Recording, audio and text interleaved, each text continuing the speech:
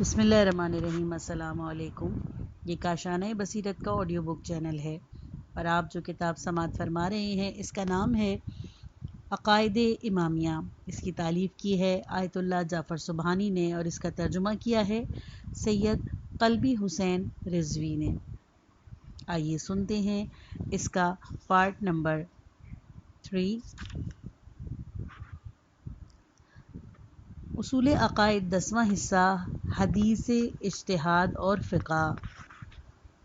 137ویں اصل صفحہ نمبر 347۔ جو احادیث 12 اماموں سے ہم تک پہنچی ہیں وہ مستقیم یا غیر مستقیم طور سے مرکز وہی پر منتہی ہوتی ہیں، کیونکہ ائمہ اطہار علیہ السلام نے یا ان روایتوں کو بلا واسطہ یا بالواسطہ اپنے والدین کے ذریعے سے حاصل کیا ہے، پیغمبر اسلام صلی اللہ علیہ وآلہ وسلم سے سنا ہے، یا انہیں کتاب علی علیہ السلام سے نقل کیا ہے، یا محدث ہونے کی صورت میں خود ان پر الہام ہوا ہے۔ 138ویں اصل صفحہ نمبر 350۔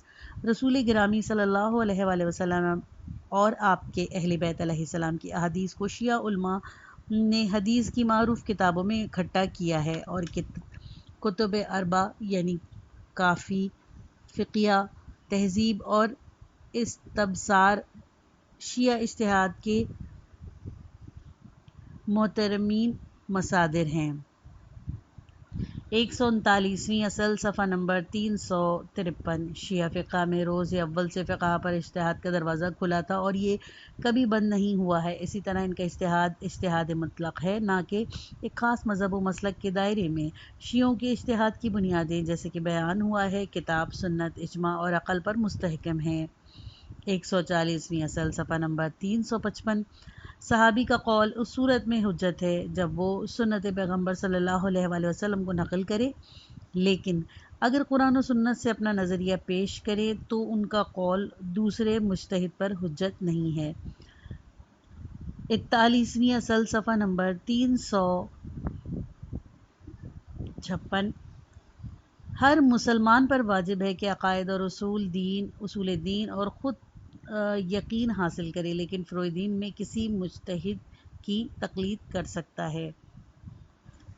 بعض اختلافی فقہی احکام۔ 142ویں اصل صفحہ نمبر 357۔ شیعہ وضو کے وقت اپنے ہاتھوں کو اوپر سے انگلیوں کے سروں تک دھوتے ہیں، نہ کہ اس کے برعکس۔ اس طرح وضو کے دوران پاؤں پر مسح کرتے ہیں، اسے دھوتے نہیں ہیں۔ اس سلسلے میں ان کا استدلال قرآن مجید کی آیت و سنت رسول صلی اللہ علیہ وآلہ وسلم ہے۔ 143ویں اصل صفحہ نمبر 359۔ شیعہ معتقد ہیں کہ سجدہ طبی زمین پر یا ایسی چیز پر جو زمین سے اگتی ہے کیا جائے۔ تاریخ اور سنت پیغمبر صلی اللہ علیہ وآلہ وسلم بھی اس بات کی گواہ ہے، لیکن بعد میں یہ سنت محو ہو گئی اور اس کی جگہ پر فرش و لباس پر سجدہ کیا جانے لگا۔ 144ویں اصل صفحہ نمبر 361۔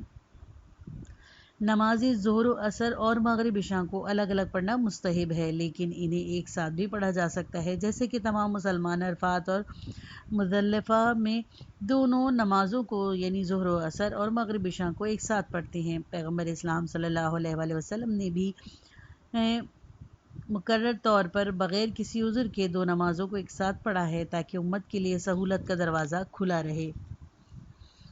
145ویں اصل صفحہ نمبر 365۔ متع ایک قسم کی شرعی شادی ہے۔ قرآن مجید نے عارضی شادی یعنی متع کی گواہی دی ہے اور پیغمبر صلی اللہ علیہ وآلہ وسلم و صحابیوں نے بھی اس اصل پر عمل کیا ہے اور یہ ہرگز نسخ نہیں ہوئی ہے۔ 146ویں اصل صفحہ نمبر 368۔ نماز کی حالت میں ہاتھوں کو ایک دوسرے پر نہیں رکھنا چاہیے اور ہاتھ باندھ کر یعنی تکتف کی حالت میں نماز پڑھنا بدعت ہے۔ ابو حمید سعدی نامی صحابی کی روایت جس میں انہوں نے پیغمبر اسلام صلی اللہ علیہ وآلہ وسلم کی نماز کی کیفیت کو تفصیل سے بیان کیا میں ایسی کیفیت نہیں پائی جاتی اور یہ امر اس بات کی دلیل ہے کہ پیغمبر صلی اللہ علیہ وآلہ وسلم کے زمانے میں نماز ہاتھ باندھ کر نہیں پڑھی جاتی تھی، اور تکتف حضرت صلی اللہ علیہ وآلہ وسلم کے بعد رونما شدہ بدعتوں میں سے ہے۔ 143ویں اصل صفحہ نمبر 369۔ ماہ رمضان کی شبوں کی نوافل مستحب ہیں، لیکن انہیں جماعت کی صورت میں پڑھنا بدعت ہے، اور دیگر لوگوں کا اجتہاد بالرائے اس امر کی مشروعیت نہیں بخش سکتا۔ 148ویں اصل صفحہ نمبر 370۔ ہر مسلمان پر واجب ہے کہ سورہ انفال کی 41ویں آیت کے حکم سے اپنی آمدنی کا 5واں حصہ خمس کتاب و سنت میں بیان شدہ خصوصی مصرف میں خرچ کرے۔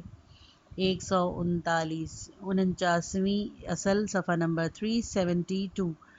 اسلامی تہذیب تمام مسلمانوں کی انتھک کوشش کی مرہون منت ہے، اور اسلامی ثقافت کی بنیاد ڈالنے میں شیعوں کا نمایاں کردار رہا ہے۔ 150ویں اصل صفحہ نمبر 375۔ اسلامی فرقوں کے بعض فروعات میں اختلاف اس امر کا باعث نہیں ہونا چاہیے کہ دشمنان اسلام کے مقابلے میں اپنے اتحاد و یکجہتی میں رکھنا پڑے۔ ایسے اختلافات کو علمی اور سیمیناروں اور تحقیقی مذاکرات کے ذریعے رفتہ رفتہ دور کیا جا سکتا ہے۔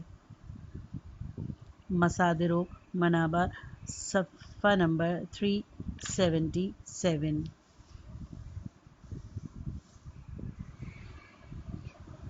صفحہ نمبر 53۔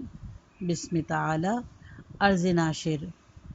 امت مسلمہ کے اہم فرائض میں سب سے اہم فریضہ مسلمانوں کے درمیان موجود اختلافات و فتنے کے عناصر کو ناکام بنا کر ان کی صفوں میں اتحاد و اتفاق پیدا کرنا ہے، اور اللہ کی رسی کو مضبوطی کے ساتھ اس سے تمسک ہی اس کا ایک واحد ذریعہ ہے جس سے امت مسلمہ ٹکڑے ٹکڑے ہونے سے محفوظ رہ سکتی ہے، اور پھر اتحاد و اتفاق کی اس سیسہ پلائی ہوئی دیوار میں کوئی رخنہ اندازی نہیں کر سکتا۔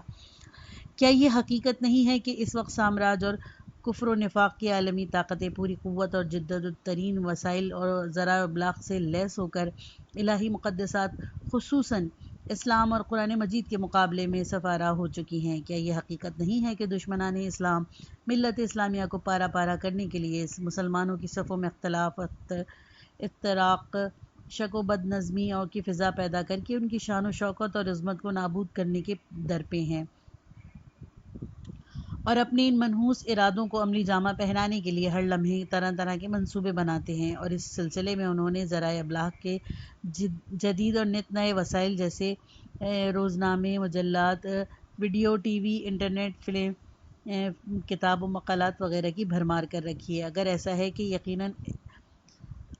ہے یقیناً ایسے ہی ہے تو ہمیں بیدار ہو کر تہمتوں کا جواب دینا چاہیے، اور ملت اسلامیہ کے خلاف دشمن کی سازشوں کو بے نقاب کر کے انہیں ناکام بنا دینا چاہیے۔ واضح ہے کہ اسلام و اسلامی معارف کے جانی دشمنوں کے ان 400 حملوں اور یورشوں کی زد میں سب سے زیادہ شیعہ اور اہل بیت پیغمبر صلی اللہ علیہ وآلہ وسلم کے پیرو قرار پائے ہیں۔ یہ لوگ امت مسلمہ کا ایک بڑا حصہ ہیں جو دنیا کے 5 براعظموں میں کروڑوں کی تعداد میں پھیلے ہوئے ہیں، اور دشمن اس حقیقت سے اچھی طرح آگاہ ہیں کہ اس مذہب کے پیرو اسلام اور اسلامی اقدار کی سب سے بڑے محافظ ہیں، لہٰذا کبھی بھی ان پر یہ تہمت لگائی جاتی ہے کہ ان کا قرآن تمام مسلمانوں کے قرآن سے جدا ہے، اور ستم ظریفی کا عالم یہ ہے کہ یہ سلسلے میں یہ ڈھونگ رچایا گیا ہے کہ فلان مسٹر جس کے نام سے یہ ظاہر ہے کہ یہ شخص یقیناً انگریز ہے، اس امر سے آگاہ ہوا ہے، اور حیرت اور تعجب کی بات یہ ہے کہ ذرائع ابلاغ کے اس ترقی یافتہ دور میں یہ مسٹر ہی اس راہ سے آگاہ ہو سکتا ہے۔ کبھی دشمن اسلام اس بات کا اعلان کرتے ہیں کہ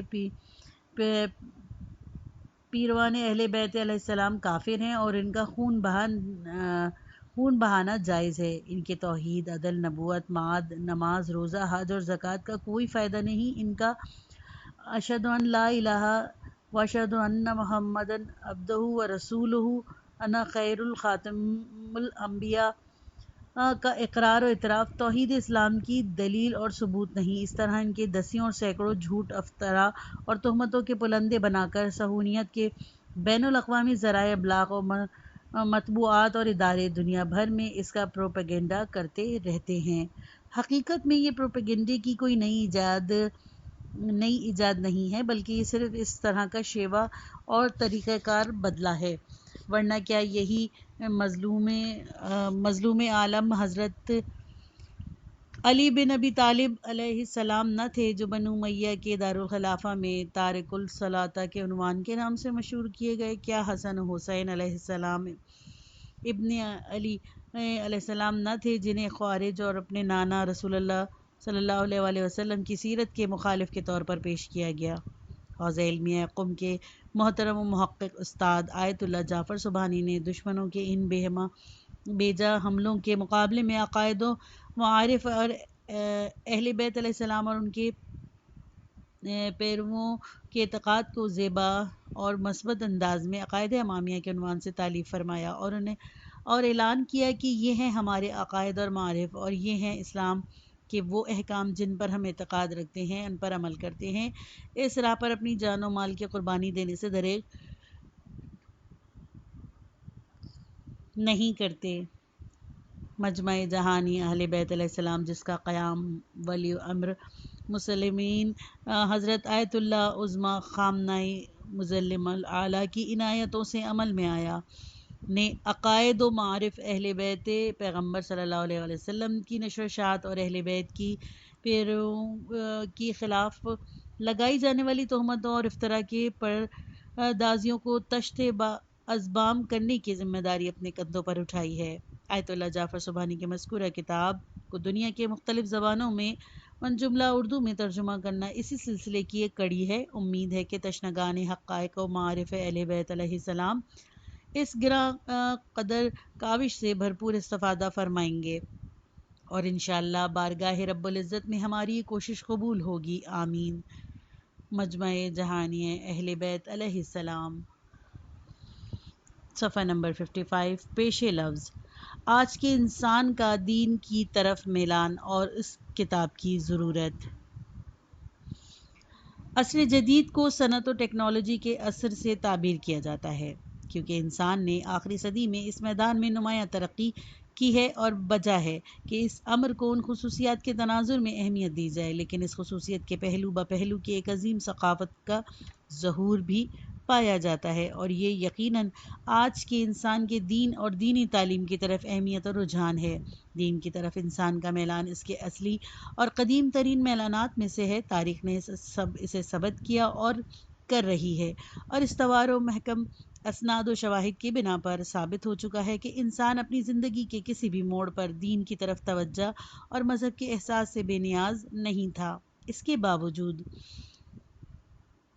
دور رنسانس کے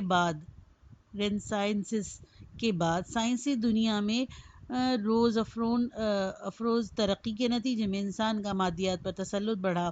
بعض سیاسی و ثقافتی عوامل کی وجہ سے دین کی طرف سے توجہ سست پڑ گئی، اور مغربی معاشرے میں دین کے بارے میں تو بے توجہی رونما ہونے لگی۔ اس بیماری نے رفتہ رفتہ مشرقی ممالک میں بھی ایک بڑے طبقے کو متاثر کیا، اور یہ لہر اس حد تک بڑھ گئی کہ لوگ تصور کرنے لگے کہ سائنس ہی انسان کی تمام ضروریات کو پورا کر سکتی ہے، اور دین کے ذریعے پورے ہونے والے تقاضوں کا نعم البدن بھی بن سکتی ہے۔ لیکن بعض عوامل کے حقیقت کھلنے کی اور تباہی و بربادی کے ظہور نے اس تصور پر خط بطلان کھینچا، اور ثابت کر دیا کہ بشر کسی بھی وقت دین کی ضرورت تو رہبری سے بے نیاز نہیں تھا، اور کوئی بھی چیز مذہب کا نعم البدل نہیں ہو سکتی۔ ہم ان عوامل سے مندرجہ ذیل 3 کا ذکر کرتے ہیں۔ نمبر 1، 20ویں صدی میں عالمی جنگوں کا رونما ہونا۔ پہلی اور دوسری عالمی جنگیں، جن کے نتیجے میں دسیوں لاکھ انسان قتل ہو گئے، دین سے جدا علم یعنی کہ سائنس کے ذریعے لڑی گئیں، اور جس علم کے بارے میں تصور کیا جاتا تھا کہ انسان کی آرزوؤں اور تمناؤں کو شرمندہ تعبیر کرے گا، اچانک اسی علم نے انسان کو تباہی اور بربادی کے دہانے پر لا کر کھڑا کر دیا۔ نمبر 2، اخلاقی برائیوں کے نتیجے میں خاندانوں کا بکھرنا۔ مغربی دنیا کے اکثر ممالک میں خاندان اپنے مفہوم کو کھو بیٹھے ہیں اور ایک عارضی اور ناپائیدار معاشرے میں تبدیل ہو چکے ہیں۔ جدید علم یعنی سائنس خاندان کی اس ویرانگی اور تباہی میں بے اثر نہیں رہا، لیکن یہاں پر کنٹرول سے باہر اور دین سے جدا علم مقصود ہے۔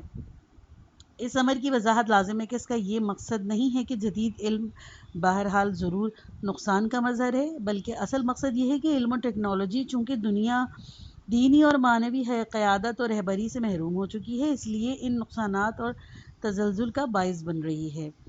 نمبر 3، بعض علمی نظریوں کی ناکامی اور بے اعتباری۔ مذکورہ دو عامل کے علاوہ جو انسان کے علم جدید کے بارے میں انتہائی پسندانہ فریفتگی اور خوش فہمی کو معاشرے میں انتہائی تنزل لانے کا باعث بنے، بعض علمی نظریات کی ناکامی اور بے اعتباری بھی اس امر کا سبب بنی کہ انسان عالمی شناخت کے سلسلے میں علم جدید سے مربوط اپنے ابتدائی عزم و اعتقاد سے ہاتھ دھو بیٹھے اور نتیجے میں اس خواب غفلت سے بیدار ہو جائے جس نے 19ویں صدی میں یورپ کے انسان کو مست و بدہوش کر رکھا تھا۔ مذکورہ عوامل اور ان جیسے دوسرے عوامل کہ ایک بشر ایک بار پھر فطرت انسانی کی طرف لوٹ آئے اور دین اور معرفت کا دامن پکڑ لے۔ حقیقت میں انسان ایک مدت تک خود کو دینی فوائد سے محروم کرنے کے بعد ایک پیاسے کی مانند پھر سے اس ٹھنڈے اور شیریں پانی یعنی دین کی تلاش میں نکلا ہے۔ یہ موضوع اس قدر واضح اور روشن ہے کہ اس کے لیے دلیل و برہان کی ضرورت نہیں، اور جو لوگ عالمی حوادث سے باخبر ہیں ان سے بخوبی واقف ہیں۔ یہ تازہ ظہور یافتہ میلان اس حد تک پہنچا ہے کہ دین ایک بار پھر دنیا کے اعلیٰ سطح کے علمی مراکز میں توجہ کا مرکز قرار پایا اور مفکرین و استاد دین کے بارے میں گفتگو کرنے لگے، اور کوئی ہفتہ یا مہینہ ایسا نہیں گزرتا جس میں دین و دین شناسی سے متعلق دسیوں مقالات اور کتابیں شائع نہ ہوتی ہوں۔ ایک مصنف کا قول ہے، انسان کا معنویت اور مذہب کی طرف پلٹنا مغربی سماج شناسی کی بنیادوں کے لیے ایک خطر بن کے ابھرا ہے، لہٰذا یہ لوگ جہاں مسلمانوں کے اسلام کی طرف دوبارہ رجحان اور میلان سے خوف و دہشت سے دوچار ہیں، وہاں عیسائیوں کی عیسائیت کی طرف پلٹنے سے بھی خوف زدہ ہیں۔ حقیقت میں یہ لوگ مغربی معاشرے میں ہر قسم کی معنوی و اخلاقی الغار، ایمان و اخلاقیات کی حاکمیت، حتیٰ انسان کی انفرادی زندگی میں بھی ایمان و معنویت کی وجود سے خائف ہیں۔ ایک مغربی تبصرہ نگار اسلامی و غیر اسلامی معاشروں میں آئے دونوں مذہبوں کی طرف رجحان و میلان اور ایمان و عقیدے کی بالیدگی کے نمونے پیش کرتے ہوئے مغربی ممالک میں انتہائی پسند عیسائیوں کی طرف اشارہ کرتے ہوئے یہ بیان کرتا ہے کہ حالیہ برسوں کے دوران مختلف شکلوں میں مذہب پرستوں کی تعداد میں اضافہ اور پھیلاؤ بہت سارے ممالک کے لیے خطرہ کا باعث بن چکا ہے۔ ہم مذکورہ تبصرہ نگار کے اس تبصرے کے باوجود رونما ہونے والے ان حالات کو فاعل و نیک تصور کرتے ہیں اور خوش ہیں کہ بشر ایک بار پھر دین کی شفقت آمیز آغوش میں لوٹ رہا ہے، لیکن اس خوشحالی کے باوجود ایک پریشان کن مسئلہ ہے۔ اگر بشر کی یہ پیاس صحیح ڈھنگ سے نہ بجھائی گئی اور خدا نخواستہ دین کے عنوان سے نہ پختہ و خام طرز تفکر نشوونما پائے تو آج کا انسان نہ فقط اپنے گمشدہ کو نہ پائے گا بلکہ دوبارہ دین سے متنفر ہو جائے گا۔ لہٰذا دین شناس اور درد آشنا قلم کاروں پر لازم ہے کہ اس فطری ندا کا جواب دینے کے لیے کمر باندھ لیں اور دینی تعلیمات کو صحیح ڈھنگ سے پیش کرنے کے لیے آمادہ ہو جائیں اور اس جامدہ فیض و برکت الہی کو شفاف صورت میں حق کے طالبوں تک پہنچا دیں۔ موجودہ شرائط میں جبکہ دین خواہی پوری دنیا میں ظہور پذیری ہو رہی ہے اور دین سے منحرف ہوئے افراد پھر سے دین کی طرف پلٹنے لگے، بے شک ایسے حالات میں خود غرض افراد یا گروہ اپنے شخصی یا گروہی مقاصد تک پہنچنے کے لیے دین کے لبادے میں دین کو نابود کرنے کے لیے بھی تگ و دو کر رہے ہیں۔ اگر انہیں کھلی چھوٹ ملی تو ایسے افراد یا گروہ دین کے نام پر دین کے متوالوں کو زہریلی غذائیں دیں گے۔ اس طرح وہ ایک تیر سے دو نشانے مارتے ہیں، موجودہ دینی رجحان اور جذبے کو ٹھنڈا کرنے کے علاوہ اپنے منحوس مقاصد کا تحفظ بھی کرتے ہیں۔ ہم یہ عقیدہ رکھتے ہیں کہ دین اسلام آخری اور کامل ترین آسمانی شریعت ہے، اور یہ دین قیامت تک کے لیے انسانی زندگی کے فروعی اور اجتماعی تمام پہلوؤں میں اس کے تمام تقاضوں کو پورا کر سکتا ہے۔ لہٰذا ہمیں چاہیے کہ اسلام کی اعلیٰ تعلیمات کو عملی جامہ پہنانے کے لیے مختلف وسائل سے استفادہ کریں، دینی تعلیمات کی اشاعت و تبلیغ میں اس سنہرے موقع سے پورا فائدہ اٹھائیں۔ ہمارا اعتقاد یہ ہے کہ مکتب اہل بیت علیہ السلام وہی حقیقی و اصل اسلام ہے جو قرآن پیغمبر صلی اللہ علیہ وآلہ وسلم کی اطرت علیہ السلام کے ذریعے ہم تک پہنچا ہے، اور حقیقت میں اہل بیت علیہ السلام کا طریقہ وہ شاہراہ ہے جو ہمیں کسی آلودہ ہاتھوں کی مداخلت کے بغیر سرچشمہ حقیقت کی طرف لے جاتی ہے، چونکہ اس مکتب کے فکر کے اعلیٰ اصول اور خاندانی رسالت علیہ السلام سے ان کی نسبت پوری تاریخ میں ایک خاص کشش اور جذابیت کا باعث بنی، اسی لیے حقیقت کے متوالوں کو اپنی طرف کھینچ لیتی ہے، اور یہ لوگ اس کی دفاع میں عاشقانہ طور پر جان کی بازی لگاتے ہیں۔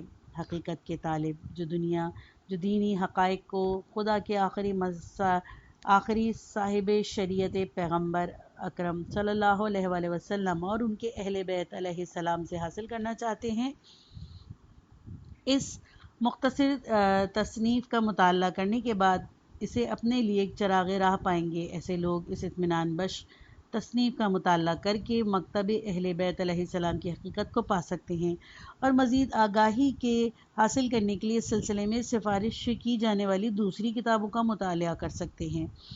یہ تصنیف دنیا والوں کے روبرو اس بات کا اعلان کرتی ہے کہ عقیدہ و عمل کے دائرے میں اہل بیت علیہ السلام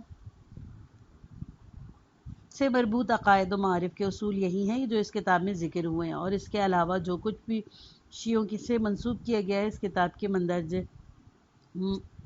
مندرج ہمارے اصول عقائد سے مطابقت نہ ہو تو ایسی نسبت ہم پر تہمت ہے، اور اس کی کوئی وقت نہیں۔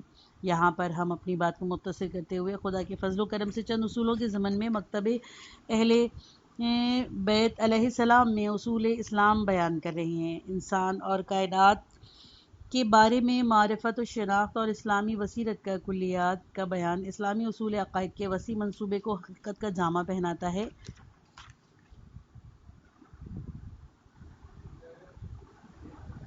یہاں پر ہم کلام کے طولانی ہونے سے پرہیز کرتے ہوئے اس کتاب کے اختصار کو مد نظر رکھتے ہیں۔ ہاں، ہر ایک اصل کا تفصیلی مطالعہ علم الکلام کی کتابوں سے کیا جا سکتا ہے۔ جعفر سبحانی، 14 رمضان المبارک 1418 ہجری۔ پہلا حصہ، تصور کائنات کے کلیات، صفحہ نمبر 62۔ اسلام میں معرفت کے طریقے۔ پہلی اصل، اسلام کائنات اور حقائق دینی کی معرفت کے لیے 3 قسم کے وسائل سے استفادہ کرتا ہے، اور ان میں سے ہر ایک کو اپنے خاص دائرے میں معتبر سمجھتا ہے۔ یہ 3 وسائل حسب ذیل ہیں۔ نمبر 1، حس، جس کا سب سے اہم وسیلہ سننے اور دیکھنے کی حس ہے۔ نمبر 2، عقل و فہم، یہ وسیلہ ایک محدود دائرے میں خاص اصول کی بنیادوں پر یقین کی صورت میں حقیقت کو آشکار کرتا ہے۔ نمبر 3، وحی، یہ وسیلہ بلند و بافضیلت انسانوں کو عالم غیب سے رابطہ ہے۔ پہلے 2 مرحلوں میں عمومی پہلو پایا جاتا ہے، اور تمام انسان ان دونوں طریقوں یعنی حس و عقل سے کائنات کی معرفت کو حاصل کرتے ہیں۔ اس طرح یہ 2 طریقے شریعت کو سمجھنے میں بھی مؤثر ثابت اور مددگار ثابت ہوتے ہیں۔ تیسرا راستہ یعنی وحی ان افراد سے مخصوص ہے جن پر خداوند تبارک و تعالیٰ کی خاص نظر عنایت ہو، اور اس کے واضح اور روشن نمونہ خدا کے بھیجے ہوئے انبیاء علیہ السلام ہیں۔ ریفرنس نمبر 1، اسلامی روایت میں کچھ افراد کو بعنوان محدث یاد کیا گیا ہے، اس کی وضاحت اپنی جگہ کی جائے گی۔ حس کا وسیلہ صرف محسوسات میں استفادہ کیا جا سکتا ہے۔ اس طرح عقل و فہم سے ایسے خاص دائرے کے اندر فائدہ اٹھا سکتے ہیں جو اس سے مربوط ہو، جبکہ وحی کا دائرہ تو بہت وسیع ہے اور مختلف پس منظر میں عموماً عقائد و شرعی و فرائض میں نافذ اور راہ گشا ہے۔ قرآن مجید نے ان وسائل کے بارے میں متعدد آیات میں ذکر کیا ہے، جن میں سے ہم 2 کو بطور نمونے اس کی طرف اشارہ کرتے ہیں۔ قرآن کریم حس و عقل کے بارے میں فرماتا ہے، سورہ نحل آیت نمبر 78 ترجمہ۔ اور اللہ ہی نے تمہیں شکم مادر سے اس طرح نکالا کہ تم کچھ نہیں جانتے تھے، اور اس نے تمہارے لیے کان، آنکھ اور دل قرار دیے کہ شاید تم شکر گزار بن جاؤ۔ لغت میں افعدہ فواد کی جمع ہے۔ سمع و ابصار کے قرینے سے اس کا مقصود انسان کی عقل و فہم ہے۔ آیت کے آخر میں شکر گزاری کا حکم دیتے ہوئے یہ بیان کرنا چاہتا ہے کہ انسان کو چاہیے کہ ہر تینوں قوتوں سے استفادہ کرے، کیونکہ شکر کے معنی ہر نعمت کو اپنی مناسب جگہ پر استعمال کرنا ہے۔ وہی کے بارے میں ارشاد ہوتا ہے سورہ نحل آیت نمبر 43، اور ہم نے آپ سے پہلے بھی ایسے مردوں کو رسول بنا کر بھیجا جن کی طرف ہم وحی کرتے رہے ہیں، تو ان سے کہیے کہ اگر تم نہیں جانتے ہو تو جاننے والوں سے دریافت کر لو۔ ایک مذہبی انسان کائنات اور مذہب کی شناخت کے لیے حس سے استفادہ کرتا ہے، لیکن حسی اور ادراک عقل و فہم کا فیصلہ کے لیے بنیاد بنتے ہیں اور زمین ہموار کرتے ہیں۔ اسی طرح عقل سے خدا اور اس کی صفات و افعال کی معرفت کے بارے میں استفادہ کیا جاتا ہے، اور ان تینوں راہوں کے نتائج اور کارنامے اپنی جگہ پر نافذ العمل ہیں اور حقائق تک پہنچنے میں قابل اعتبار ہیں۔ دوسری اصل، پیغمبران الہی کی دعوت کا خلاصہ دو چیزوں میں کیا جاتا ہے: عقیدہ اور عمل۔ عقیدے کا دائرہ وجود خدا، اس کے جمال و جلال اور کی صفات اور اس کے افعال پر ایمان ہے۔ ریفرنس نمبر 1، انبیاء کی بعثت، جانشینی کا تعین اور انسان کو مرنے کے بعد پھر سے زندہ ہونا سب کے سب افعال الہی کا مظہر ہیں۔ اور عمل کا مقصد بھی وہ فرائض و احکام ہیں جن کی روشنی میں انسان کو چاہیے کہ وہ اپنی فردی اور اجتماعی زندگی کو خدا کے حکم کے مطابق استوار کریں۔ عقیدے کے بارے میں جو کچھ مطلوب اور منظور ہے وہ علم و یقین ہے، اور یہ طے ہے کہ فقط وہی چیز اس سلسلے میں حجت ہو سکتی ہے جو اس مقصود یعنی علم و یقین تک پہنچ سکے۔ اسی لیے ہر مسلمان پر واجب ہے کہ اپنے عقائد کے سلسلے میں یقین کی منزل تک پہنچے، یہاں وہ دوسروں کی تقلید نہیں کر سکتا۔ احکام یعنی کہ عمل کے بارے میں جو چیز مطلوب ہے وہ یہ ہے کہ زندگی کو ان احکام کی بنیادوں پر ہم آہنگ کرنا ہے، یعنی یہاں پر انسان کو چاہیے کہ یقین کے علاوہ ان طریقہ کار کو بروئے کار لایا جائے جن کی شریعت نے تائید و تصدیق کی ہے، اور ایک جامع شرائط مجتہد کی طرف رجوع کرنا ان طریقوں میں سے ایک ہے جس کے صاحب شریعت نے تائید فرمائی۔ اس موضوع پر انشاءاللہ آئندہ گفتگو کریں گے۔ تیسری اصل،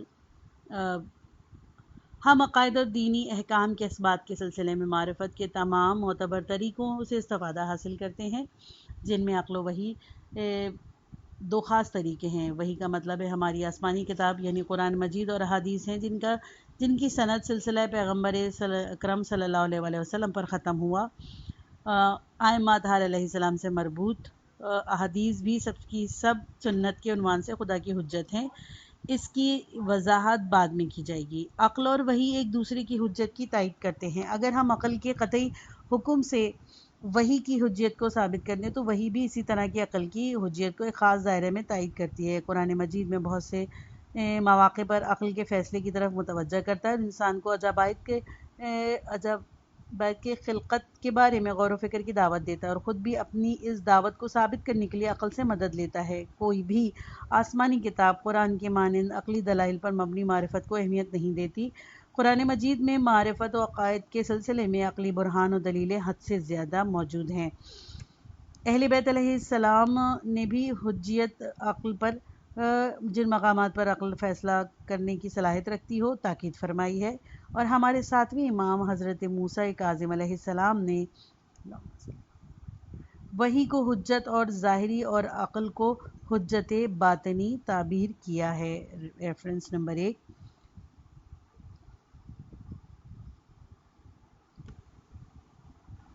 ان اللہ علی الناس حجتی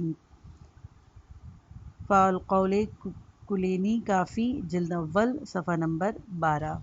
چوتھی اصل، چونکہ وحی ایک قطعی دلیل ہے اور عقل بھی ایک چراغ ہے جسے خداوند کریم نے ہر انسان کے اندر روشن کیا ہے، لہٰذا ان دو حجت الہی کے درمیان کسی صورت میں تعارض یا ٹکراؤ پیدا نہیں ہونا چاہیے۔ اگر اتفاقاً کسی موقع پر ابتدائی مرحلے میں کس قسم کا ٹکراؤ نظر آئے تو ہمیں جاننا چاہیے کہ یا اس موقع پر دین کے بارے میں ہمارا ادراک و تصور صحیح نہیں تھا، یا دلیل عقلی مقدمات کو کوئی خطا سرزد ہوئی ہے، کیونکہ خداوندہ حکیم بشر کو ہرگز دو متعارض مخالف صورتوں کی دعوت نہیں دیتا۔